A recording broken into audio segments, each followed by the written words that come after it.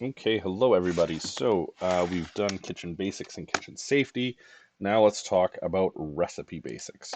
So a recipe, as we will define later on, is a list of ingredients and a set of instructions. So the ingredients will have to be measured out, and in Canada, we use the metric system. This means our base units are meters for distance, liters for volume, and grams for weight. Then we use prefixes to change the order of magnitude. Um, the prefixes you'll see kilo, which are thousands. So 3 kilograms is 3,000 grams. But you'll also see milli, which are a thousandth. If we have a milliliter of something, you need 1,000 milliliters to make a liter. So if we use the metric system in Canada, what's the alternative? Well, the alternative is called the imperial system. Sometimes it's also called the English system. So the imperial units for weights you'll hear are pounds and ounces. So Canada sort of stuck between worlds. We do still use both. We weigh humans in pounds and ounces. When my children were born, it was 7 pounds 3 ounces. It wasn't whatever that would be in kilograms. Um, and I mean, also we still use the imperial system for our height. I'm 5'10". I'm not 171 centimeters or whatever that is. For volume, um, you'll use things like cups. Oh my God. Gotta stop that. Oh, sorry about that. Let's hope that word saved what I did.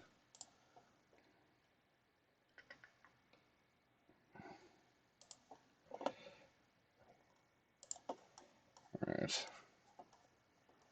My apologies for that. So we said that units for weight were pounds and ounces.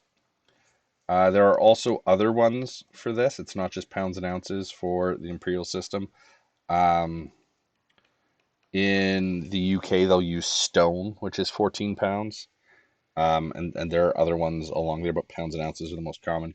For volume, cups, quarts, pints, gallons.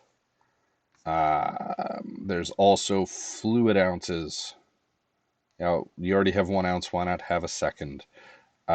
Teaspoons, tablespoons. So probably you've already heard some of those, but maybe not all of them. But that's okay. Um, so in the metric system, also we use Celsius for temperature. Right now outside it's like, I don't know, 4 or 5 degrees Celsius. In cooking, you use Fahrenheit, which, if you're used to American media, is how they measure it. So um, Fahrenheit, instead of water boiling at zero, or pardon me, water freezing at zero, boiling at 100, it freezes at 32, boils at 212. For volume in cooking, you're going to use cups, teaspoons, and tablespoons. But in cooking, like in math, you people want to be as lazy as possible, so we're going to use abbreviations. C means cup, TSP means teaspoon, and TBSP will mean tablespoon. So, think what you will about metric versus imperial. The fact of the matter is, metric is so much easier for converting. I'm sure you've learned it already in math class time and time again that you just multiply or divide by 10. Um, if you want to convert kilograms to grams, you multiply by 1,000. Milliliters to liters, you divide by 1,000.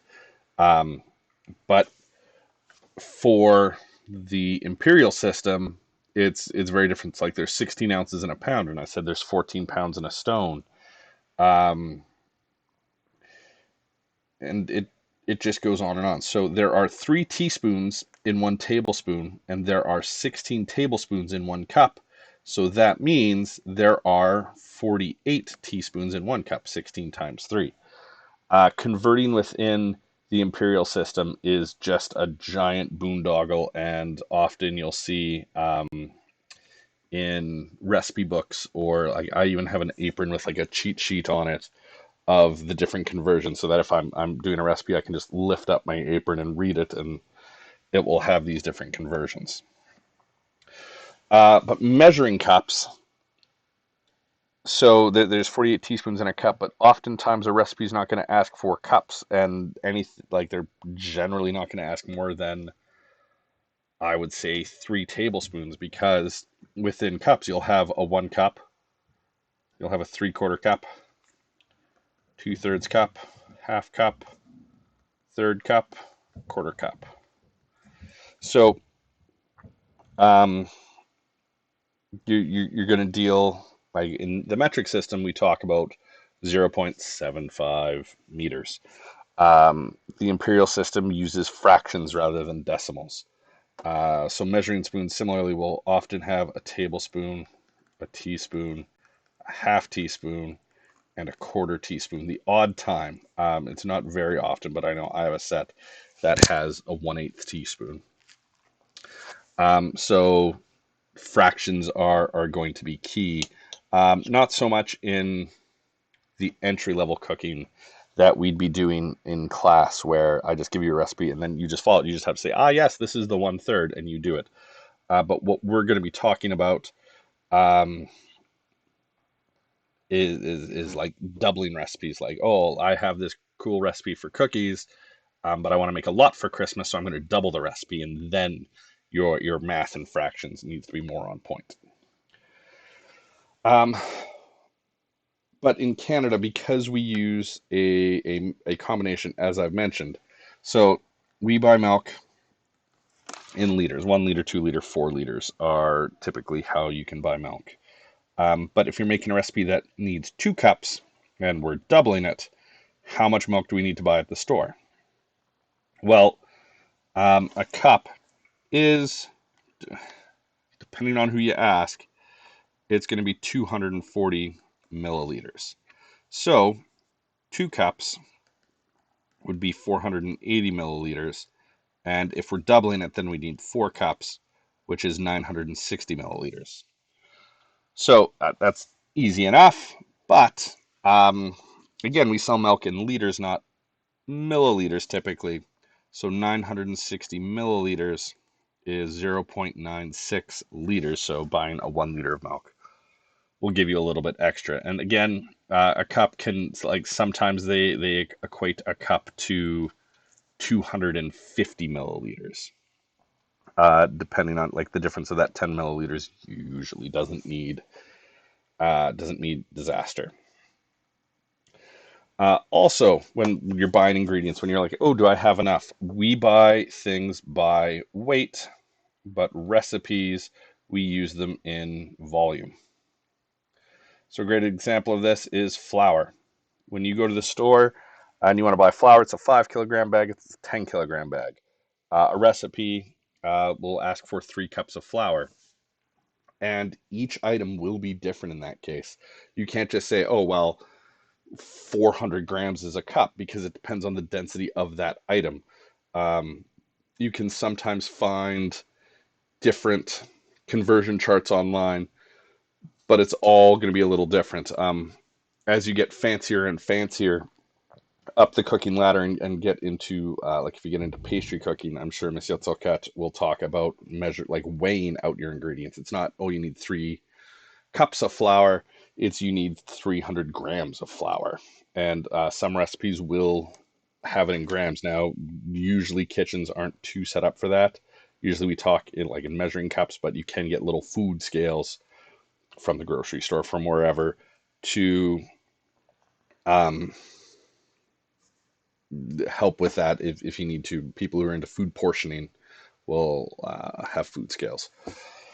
So cooking can have there can be a lot of math involved in cooking. I know, like especially planning for the cooks that we do, I'm trying to say, okay, well, we need enough for 6 people. Well, that's this, so I would have to like say if I wanted um, flour, I would have to say, okay, well, this recipe needs 3 cups of flour. There's 6 recipes being made, so that's 18 cups of flour.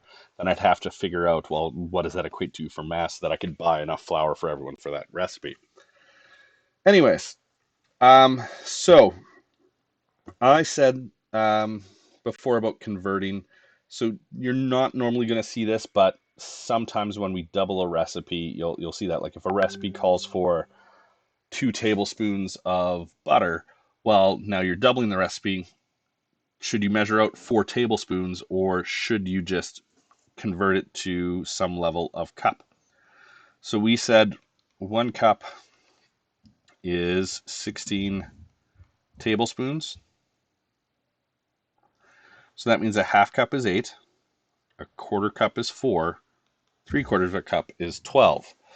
But where it gets a little screwy is so a third cup would be 16 tablespoons divided by 3, which is 5 1/3 tablespoons, which would translate to 5 tablespoons. And because there's 3 teaspoons in a tablespoon, it would be 1 teaspoon, double it, and then this would be an eighth would be 2, 3/8 would be 6, 5/8 would be 10.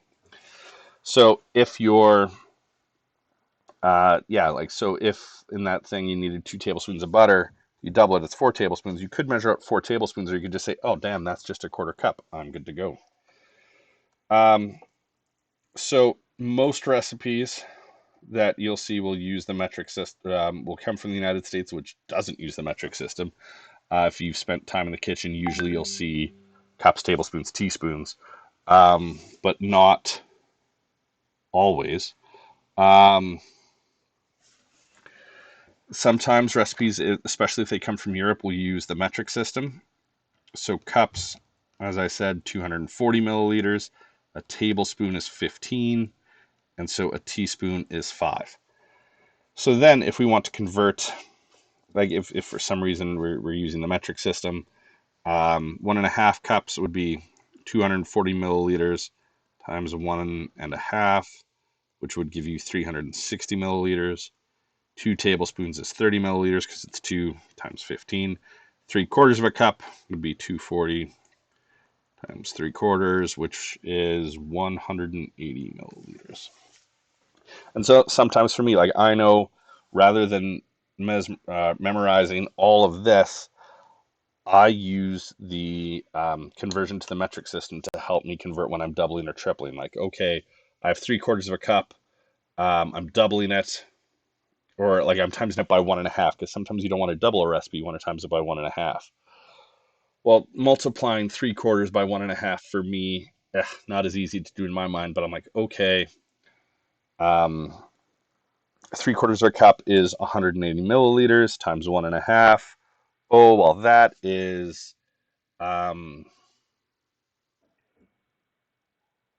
270.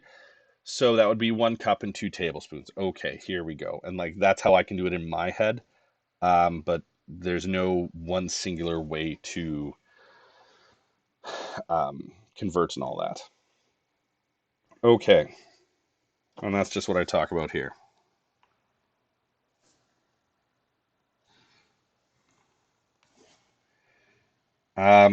So for this activity, I'll go through this first one, no problem, on the video. But then this one here, um, I'm going to post on the portal as homework. So we are doubling the recipe. So simple enough. 1/2 cup becomes 1 cup. 1.5 cups becomes 3 cups. 2 eggs becomes 4 eggs. 2 teaspoons becomes 4 teaspoons. 2 3/4 cups of flour would be 5.5 cups of flour. Again, 4 teaspoons cream of tartar, 2 teaspoons baking soda, half teaspoon salt, 4 tablespoons white sugar, 4 teaspoons cinnamon. So this is actually the recipe for snickerdoodles, which is sugar and cinnamon cookie. It would have been one of our cooks. I might post the recipe. I haven't entirely decided what I'll be doing for that. But what I want to do, if I look ahead here, are there any that make sense to move up? So like the white sugar, I would want to up to 1/4 cup from 4 tablespoons. Not really for any of the rest. Like 4 teaspoons could be 1 tablespoon and a teaspoon. But I don't see that same, like having to get a second measuring spoon to measure one ingredient is just too much, I think. So I'd go there. Are there any doublings that cause problems? So no. I mean, it's easy to double something. What we'll see later on, like, okay, you have a recipe that needs 3 eggs and you don't want to double it, you want to times it by 1.5. Well, 3 times 1.5 is 4.5. So like, how do you do half an egg? That's not as easy to measure out, and so that could be a limiting factor in how many you can make. So like if you had a recipe that needs 3 eggs, you can double it or times by 2/3 or 1/3 or whatever the case may be. But like even having that recipe, like, oh, I don't need all these cookies, I'll just make half. Well, damn, there's 3 eggs and I can't do an egg and a half, which is half of 3. So you have to keep your eyes out for that. But really, it's just hoping that you are all right with multiplying fractions, and then just remembering to look and see what you can add up. So the 4 tablespoons of white sugar can be up to 1/4 cup. Other than that, it all sort of stays the same. You could, if you wanted to, change the 4 teaspoons in the vanilla extract and the cream of tartar to a tablespoon and a teaspoon, but I don't think it's entirely worth it in this particular case. So I will get you to um, do the same thing here. Yeah. So final few notes about measuring. Things aren't entirely measured equally. There are dry measures and wet measures. Wet measures are these types of cups. They usually come in 1, 2, and 4 cup variety. So there's the 1, the 2, the 4. So you'll notice that there are graduated lines on each of the cups. They're usually also marked in both the metric and imperial systems. The reason we call these wet measures is because you'll measure wet ingredients in them. And the reason for that is you can see like there's the good pouring spouts on them. And so like if you have to measure 2 cups, you measure to the top, but even then there's this space here, and that prevents it from, as you're going from where you poured to putting it in your mixing bowl, none's going to spill out and it's not sloppy that way. Whereas if in a dry measuring cup, because you have to put it right to the top, if you have a liquid in there, it's likely to spill, and that can be messy. Also with wet measures, like with the graduated lines, like if you have like if you need 1 cup of something, like you can just see here that says 1 cup for the in the 2 cups, and it's just blocked here, but like you can see how it says 3 cups. So like each of the individual cups are measured, and even within there you can see like 2/3 of a cup, whatever. But with dry measuring cups, you can't do that. Like you're not really supposed to just eyeball. Well, here's I need a half cup of something. Here's a 1 cup measure that I'm going to eyeball to be about half full. That doesn't really fly, which is the answer that I have there. But also we have to remember that in some cases we measure things differently. For example, when we measure brown sugar, What it wants you to do is to pack in the brown sugar into the dry measuring cup. So like you put it in with a spoon, but then you use the back of the spoon to push it down and pack it down, so that when you dump out the brown sugar, it sort of stays like a hockey puck. So that, for one thing, is incredibly difficult to use in a dry measure. So I talked about why you don't measure liquid ingredients in a dry measure, but the vice versa is also true. Because of the shape of them, if I said, oh, I want you to do exactly 1 cup of flour, if you have a wet measure, well, like you can't just put it to the top because there's all this space that's above that. Um, so that would be exceedingly difficult. So you want to stick with dry measures to measure dry ingredients. Um, and like sometimes you have to sift the flour so like to get air in it. Um, so how you measure dry ingredients can change very much, depending on what you're measuring, but basically it's sort of all the same. You just scoop it and you want a level top. You want to, generally, if you use just a butter knife just to scrape off any excess, just along the top, you want a nice level scoop. All right, so now this is all about recipes, so let's learn about reading recipes. So I said before, a recipe is a list of ingredients and a set of directions.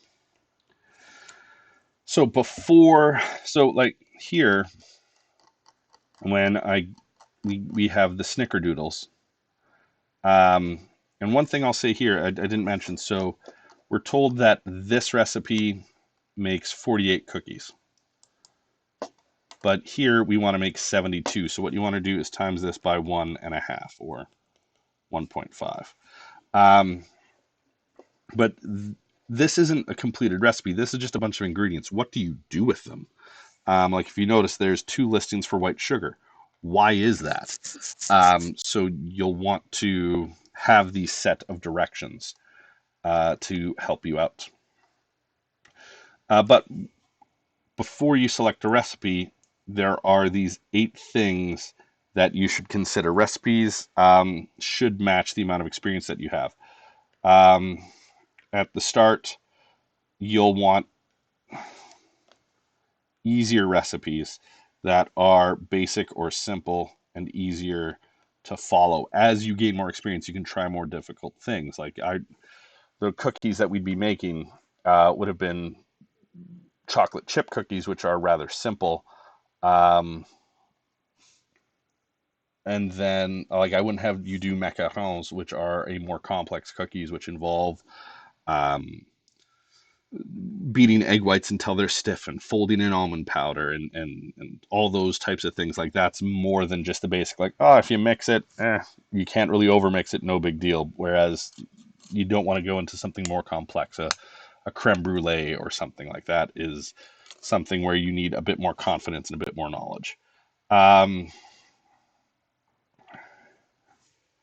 So you want to look at the ingredients called for in the recipe. Do you have everything you need? Do you need to buy something? Can you make substitutions? Um, because actually you can substitute some things out. Like if the recipe calls for butter and you don't have any butter, well, I have margarine, and that's basically the same thing. Or like even you could use canola oil in some cases. What equipment do you need? So if it's talking about creaming the butter and the sugar together, probably best to have some type of electric mixer rather than just hand stirring it. If it asks for um, whisks or things like that, those are all things that you might need, and you can't always substitute it out. Um, but the cost can be a big thing, and food expense can be incredibly expensive. So if you're having people over and you're like, oh, dang, I think these steak burgers would be amazing. Well, buying steak for 10 people can be incredibly expensive. Like, oh, maybe we'll just do normal hamburgers or whatever the case may be. Or like, oh, I'm going to make steak every night. Again, expensive. Um, One thing to think about is what is going to be the cost of this and is it worth it? How much time is this going to take? In class, we were definitely limited by, we had 1 hour that we could have done this, and that includes prep, cleanup, all that stuff. So I was very limited in which recipes I could choose because everything had to be done in an hour. At home, you have a bit more liberty, but you still have to pay attention because some recipes, like for bread dough or pizza dough, you have to let it rise for a couple hours. And if you're like, oh, it's 4 o'clock, I should make supper. Well, if I make this pizza dough, I need to let it rise for a couple hours, so I'm not going to eat till like 7 o'clock. Is that okay? Um, the number of people um, to be served. So, can the ingredients in the recipe be changed to suit the size of the meal? So, like, oh, this, it says 48 cookies. It's dessert for, me and my family. I don't need 48, so I'll just have that and do 24. Or say, oh, we're going to make creme brulee as an example. For this birthday party, there's 10 guests. This one only makes 6, so, oh, I'm going to have to double it. Um, And then you need to think about the oven because typically people only have one. Some kitchens do have two these days. I would say for the most part, people just have one. Do you need to cook more than one dish in the oven? Is it the same temperature? Can they be cooked at the same temperature and time? Um, I'm baking some potatoes. Those take an hour to bake. So I need to make sure those get in there before I put in the casserole that I'm putting in that only needs to be in for a half hour. And finally, who's eating it? Do they have any allergies or dietary restrictions? So, are they vegetarian? Are they vegan? Are they halal? Are kosher? Um, all are they allergic to shellfish? All of that you need to think about when you're choosing a recipe. So, um, cooking is subjective. It's different for everyone. So, if you were to look at a recipe for the best chocolate chip cookie, which I'll do right now because I'm recording my screen. So this is going to yield us thousands of results. So 183 million results for best chocolate chip cookie. And each recipe is going to be similar, but slightly different. Um, and because what people want in a chocolate chip cookie changes depending on who you are. And this is the other thing. Oh, this is Sally's Baking Addiction twice. Um, so let's look at Sally's Baking Addiction for a second. There is a lot of text here before, like, and here's some tips or whatever. But a lot of times it's just text that you don't need, like, oh, when I was a little girl, this is what happened. Like, cool, I don't care. Just give me the recipe. So when we finally get here, okay. So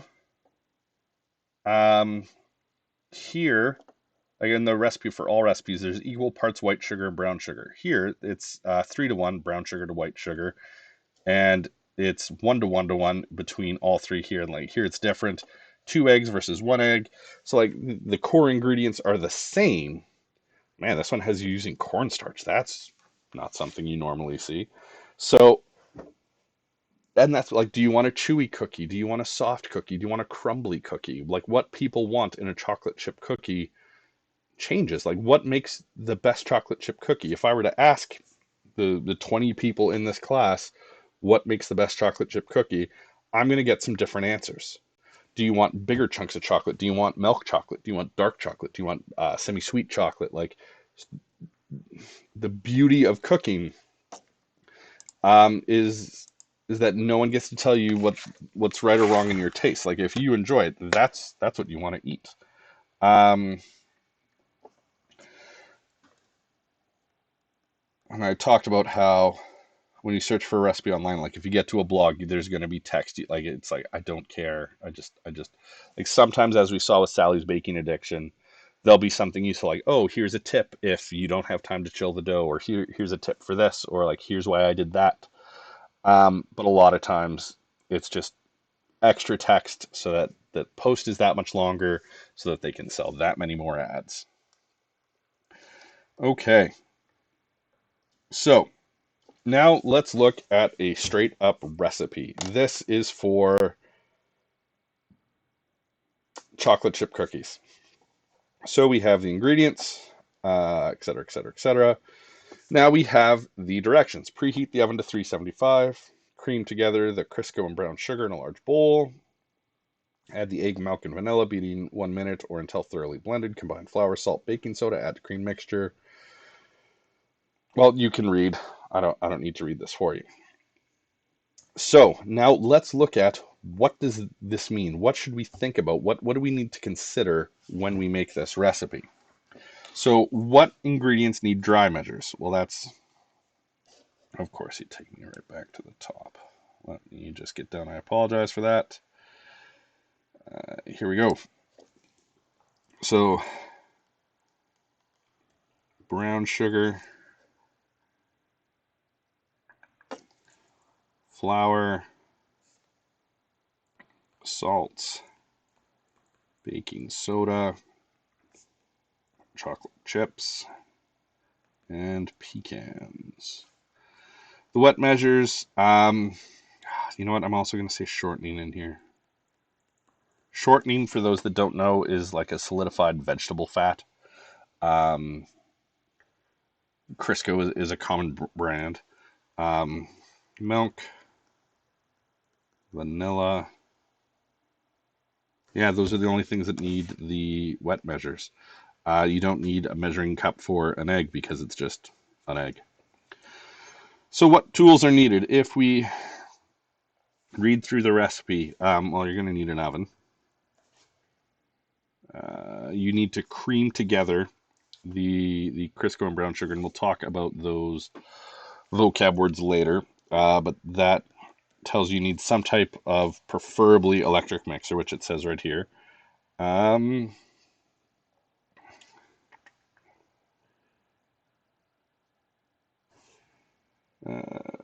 need a baking sheet, I guess, would be the other thing, but that sort of goes with the oven. So nothing too complex. How much time do you need to prep the cookies before baking? In a lot of recipes, and if I go back to Sally's Baking Addiction, like it tells you right here, oh, the prep time, hour 15, cook time 12 minutes, so here's your total time. This recipe doesn't give the prep time, but if you look at it, I would say 20 minutes. So what substitutions can you make in this recipe? Well, not a whole heck of a lot, to tell you the truth. So shortening, as I said, is vegetable oil. But for shortening, you can sub out butter or margarine. Any sort of solid fat. Eggs, you can actually, for people who are vegan, they will have a generally a substitution for eggs for applesauce. And then like the pecans, you can take out, or you can just sub in for more chocolate chips, if that is what you want. So what is the first instruction? Let's preheat the oven to 375. Why do you think preheating the oven is first? Well, that's because preheating the oven is going to take time. Depending on your oven, it could just be a couple minutes. It could be maybe 10 minutes. I know for my oven at home, if I need to get it up to like 450, I need to make sure that oven is on 15 minutes beforehand, just because that's how long it takes. You definitely want to preheat your oven, because if you put something in before your oven's hot enough, like as an oven's heating up, it's just giving it all it's got with the heat. So like for example, last night I made some ribs, put them in the oven. The oven wasn't quite preheated. I was like, oh, whatever. But like the bottom of the ribs became a little burnt because it was just constant high heat while the oven got up to temperature. So preheating your oven should always be Well, not always. It will very, very, very often be your first step. Like in the case of the pizza dough, you need to let it rise for 2 hours. There's no need to preheat the oven there, like, but you want to make sure your oven is hot before you put the item in, so you want to make sure that your oven is ready. Okay. Um, yeah. Convert these measures from imperial to metric. So 3/4 cup is 180 mils. 1 1/4 cup is 300 mils. 1 egg, one is already metric. Well, I mean, there's no measure there. It's just one. 1.5 cups flour is 360 milliliters. 1 teaspoon is 5 milliliters. 3/4 of a teaspoon. So if we multiply 5 by 3/4, you get 3.75. 1 cup is 240. Because it's just tough for me to go back and forth and back and forth. I'm not going to do that though. So considering this recipe, would you feel comfortable making this recipe? Are there any words or instructions that you don't recognize or don't understand? So this is a very personal question. I don't know exactly how comfortable any of you are in the kitchen. I think chocolate chip cookies are pretty basic. The only word I'm willing to bet some people might have problems with is creaming.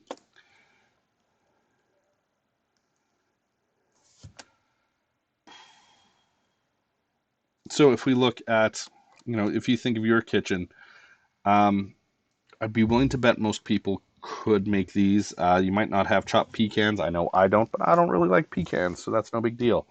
But other than that, I think these are pretty standard ingredients to have on hand. Like you may not have golden Crisco shortening, but I'd be willing to bet you have some level of solid fat, butter, margarine, no name shortening. Um, uh, Nothing special is what I'll say. What do you think is the most expensive ingredient? So let's look at this recipe, and I will say far and away the biggest cost is going to be the chocolate chips. When it came to um, portioning out chocolate chips in labs, like for all the other ingredients, I just have them on a table and be like, go get what you need. But like chocolate chips, I would make sure, because for students, like if their chocolate chips are so expensive that I wouldn't have been able to afford just leaving them out, because people would sneak a couple and they're like, oh, this says a cup of chocolate chips, but like, let's do a cup and a half. Let's give these cookies a little extra chocolate. And it's just expensive um, and no good. So um, let's look at these next 3 questions. What do you think we could make these? Do you think we could make these cookies in our own class? What is one part of cooking that isn't included in the recipe? How many cookies are in a batch? Dietary restrictions. So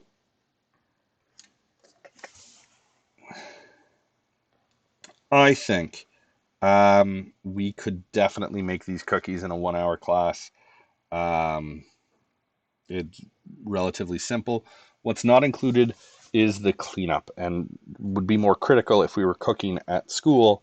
But we need to make sure that everything is cleaned up. We would have been using shared kitchens, um, and it wouldn't be fair. Like if you came in and there were still dirty dishes that had to be done, that would cut into your cooking time. So we'd want to make sure that we were respectful of everyone else who had to use the labs. So you should be mindful of cleanup. Um, it doesn't say how many cookies are made. Again, if we look at other recipes, here it says the yield is how many you'll make, and this says 2 dozen, so 24. And this is a similar recipe, so yeah, 24 I would say. Uh, Cleaning isn't included. I would say 24. Dietary restrictions. Um, so is someone vegan or vegetarian? Because there is milk, there is eggs, there's chocolate. Not all chocolate is dairy free, but also we need to worry about nut allergies.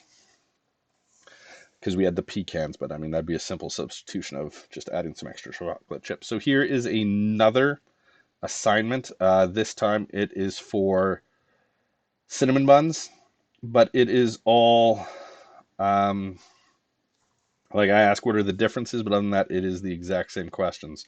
And I will post that up as an assignment as well. So thank you for joining me for this period. If you have any questions, please don't hesitate to email me, or you can send me a message on Scolantis. Um, Thank you, and live long and prosper.